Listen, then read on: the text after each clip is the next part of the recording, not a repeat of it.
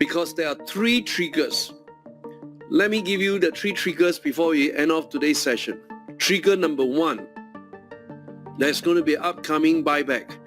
He stated next year, I believe it will be first quarter.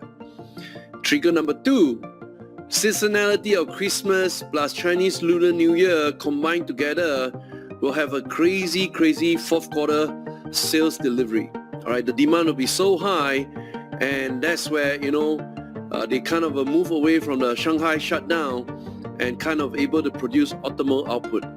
That will be a blowout quarter for Q4, and the earnings will be announced in January 2023. And third point, which I think is very relevant and very real, when you are the owner of Twitter, you are controlling the platform of influence.